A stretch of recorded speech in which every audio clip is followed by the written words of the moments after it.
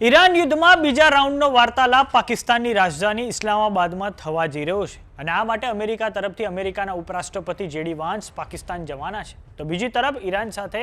પરમાણુ કરારોને લઈને વ્હાઇટ હાઉસના પ્રેસ સેક્રેટરી કેરોલિન લેવિટનું નિવેદન સામે આવ્યું છે જેમાં તેમણે કહ્યું છે કે અમેરિકા ઈરાન સાથે ડીલ કરવાને લઈને ખૂબ નજીક છે પરંતુ ઈરાન યુદ્ધ શાંત કરવાને લઈને શાંતિનો જે માર્ગ છે તે હજુ પણ કઠિન છે કેમ કે સંભાવના છે કે ઈરાન ઇસ્લામાબાદમાં જે વાર્તાલાપ થવાનો છે તેને સ્કીપ કરી શકે છે તો આવો જાણીએ સમાચાર વિસ્તારથી નમસ્કાર જમાવટ સાથે હું છું પાર્થ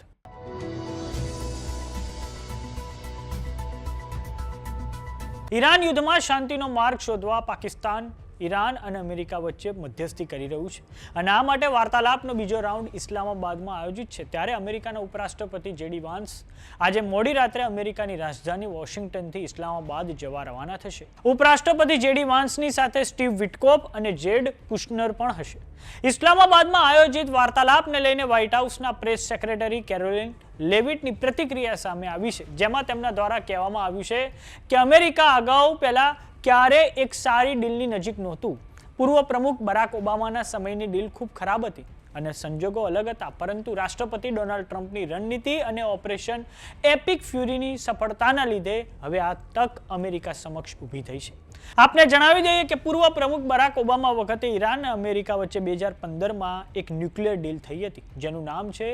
JCPOA એટલે કે joint comprehensive plan of action પરંતુ 2018ના વર્ષમાં ડોનાલ્ડ ટ્રમ્પે તેમના પહેલા કાર્યકાળમાં આ ડીલને રદ કરી દીધી હતી આંતરરાષ્ટ્રીય સમાચાર સંસ્થા અક્સિયોસ અનુસાર ઈરાનના વાર્તાકારોને અમેરિકા સાથે પાકિસ્તાનમાં વાતચીત કરવા માટે સુપ્રીમ લીડર તરફથી મંજૂરી મળી ચૂકી છે જોકે ઈરાનનું મીડિયા આ તમામ દાવા હવે ફગાવી રહ્યું છે બીજી તરફ ઈરાનની સંસદના સ્પીકર મોહમ્મદ ગાલિબાફની પ્રતિક્રિયા સામે આવી છે જેમાં તેમના દ્વારા કહેવામાં આવ્યું છે કે વાતચીત પણ એક પ્રકારની લડાઈ છે જે રસ્તા અને યુદ્ધ ક્ષેત્રની સાથે સાથે ચાલે છે હું વાતચીતના મોરચા પર એક સૈનિક છું ઈરાન અમેરિકા ઉપર પ્રભાવી છે આ જ કારણ છે કે અમેરિકાએ સીઝફાયર માટે મજબૂર થવું પડ્યું છે તો આ તરફ પાકિસ્તાનની રાજધાની ઇસ્લામાબાદમાં હવે આજે ઈરાન અને અમેરિકા વચ્ચે જે ટોક થવા જઈ રહી છે તેને લઈને તૈયારીઓ જોરશોરથી ચાલી રહી છે સુરક્ષાનો તમામ તામઝામ લાગી ચૂક્યો છે જોકે હવે અપેક્ષા રાખીએ કે ઈરાન યુદ્ધમાં સીઝફાયરની અવધિ આગળ વધે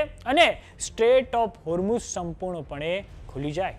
તો સમાચારોમાં અત્યારે બસ આટલું જોતા રહો જમાવટ જો તમામને યુટ્યુબ પર જોઈ રહ્યા તો સબસ્ક્રાઇબ કરો જો તમામને ફેસબુક પર જોઈ રહ્યા તો ફોલો કરો સાથે જ અમારી વોટ્સએપ ચેનલ આવી ગઈ છે જોઈન કરવાનું ના ભૂલતા નમસ્કાર